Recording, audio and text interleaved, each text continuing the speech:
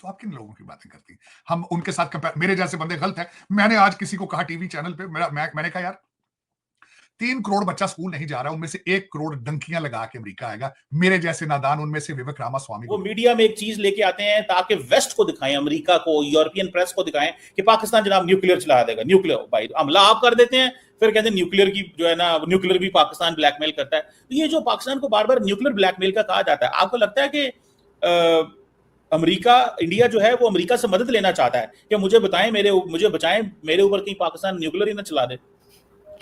Sir हमारे यहाँ की पॉलिटिशियन है ना शेख रशीद साहब और दूसरे जो कहते रहते हैं पाव पाव के बम में हम वो फेंक देंगे। अभी हमारे जो डिफेंस मिनिस्टर हैं ख्वाजा आसिफ साहब, उन्होंने भी कहा था कि जी हम न्यूक्लियर पावर है और हम ये कर देंगे वो कर देंगे। सर ये तो पॉलिटिशियंस तो हमारे इस किस्म की स्टेटमेंट देते हैं। मैंने किसी और कंट्री में जहाँ पे न्यूक्लियर वेपन हो उनके लोगों को ऐसी बात करते नहीं देखा जो हमारे यहाँ बातें की जाती हैं। तो उसी को लेकर उन्होंने कहा होगा कि भाई इतने मेच्योर किस्म के लोग हैं जो हर वक्त यही बात करते रहते हैं कि जी हम न्यूक्लियर मार देंगे या ये न्यूक्लियर वॉर छेड़ देंगे।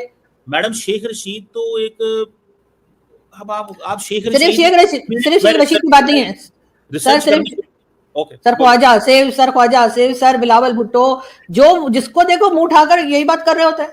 सिर्फ शेख रशीद की बात थोड़ी है। नहीं, मेरी बात सुने, इंडिया के अंदर भी लोग बात कर देते हैं, उनके पास भी। मुझे बताएं, मैं आपको थोड़ा सा ले जाऊं, तारीख में ले जाऊं। जब 98 में जब इंडिया ने टेस्ट किया था, तो आपको पता है अडवाणी साहब, LK अडवाणी साहब, जो भी बीजेपी के जिंदा है, हयात हैं, और वाजपेयी साहब, उन्होंने कहा पाकिस्तान सुन लो कान खोल के, अब हम तुम्हें बताएंगे इस खित्ते के चौधरी हम हैं। मतलब टेस्ट इंडिया करे। अब देखिए ना, वो आप देखिए मजे की बात सुने, क्या पहले न्यूक्लियर वेपन बनाना किसने शुरू किया? इंडिया ने। पहले टेस्ट किसने किया?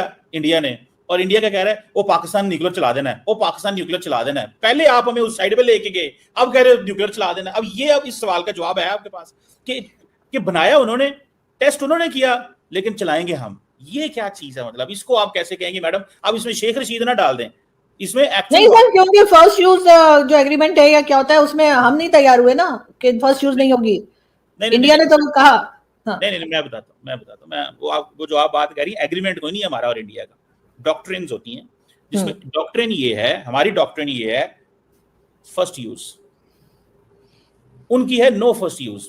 कोई ऑफिशियली नहीं है, अब वो भी चेंज कर रहे हैं। अब राजनाथ सिंह की आप 2019-20 की स्पीच सुन लें तो वो यही कहते थे कि जनाब मैं जो है वो नो फर्स्ट यूज से फर्स्ट यूज पे जाने लगा हूं।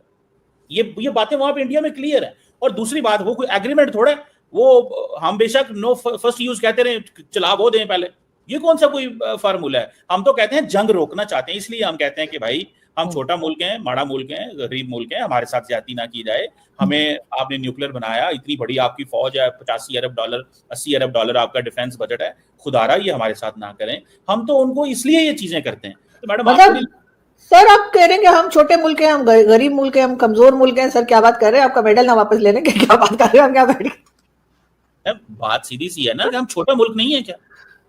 मानते तो नहीं ना सर, हम चौधरी तो बने रहते हैं। हम मान जाए ना, वो जैसे आदर्श कावल जी कहते थे ना कि भारत के साथ पाकिस्तान को ऐसे बात करनी चाहिए जैसे बड़े भाई से छोटा भाई करता है, लेकिन हम तो कभी ऐसे नहीं करते। हम तो अब चौधरी बने रहते हैं। मेरी बात सुने, अब एक होती है सेल्फ रिस्पेक्ट। पाकिस्तान कहता है कि इंडिया के साथ हमने आजादी इकट्ठे हासिल की, इंडिया हमें चाहता है कि ये बांग्लादेश बन जाए, ये नेपाल बन जाए, ये भूटान बन जाए, ये श्रीलंका बन जाए। पाकिस्तान कहता है हमने ये नहीं बनना भाई, हम आपकी इस हेजमनी को नहीं मानते। आप खित्ते के पुलिसमैन हो, बनना चाहते हो, आप कहते हो मैं इस खित्ते का जो वो है वो नेट सिक्योरिटी प्रोवाइडर हूं, मैं फलान हूं, मैं डमकान हूं, तो हम कहते हैं हम नहीं मानते भाई, नहीं मानते आपका। सवाल ये है कि हम छोटा मुल्क हैं, मैं ये कह रहा हूं, हमारे पास रिसोर्सेज उनसे 10 अरब डॉलर का डिफेंस बजट और 80 अरब डॉलर के डिफेंस बजट में आपको मैडम गैप नजर नहीं आता? कितने अरबों डॉलर का असला खरीदते हैं, हमें तो मजबूर किया जा रहा है। सो मैडम मना करें मोदी साहब को, आज के दिन तो मोहब्बत प्यार का फूल फेंके, पर वो मसला ये आज के दिन वो इस तरह की टोन सेट करेंगे कि अगले 15 अगस्त तक रोज कोई ना कोई इस तरह की चीज चले। सो मैडम वैसे एक बात है, जितना मर्जी इंडिया की लीडरशिप आ जाए, पाकिस्तान से मोहब्बत किए बगैर उनकी तकरीर मुकम्मल नहीं होती। ये बात मानती हैं आप? जाहिर है सर, हमारी जो आदत है, हम पूरे वक्त जब छिड़ते रहेंगे तो फिर यही होगा। लेकिन सर अब फूल आ जाएंगे, अगर मेरा ख्याल है एक बार हाफिज सईद मसूद अजहर पकड़ा दे, फूल ही फूल आएंगे सर। उसके बाद तो मतलब ट्राई तो करना चाहिए ना हो तो फिर कहिएगा, लेकिन एक बार ट्राई तो करें लोगों को देकर।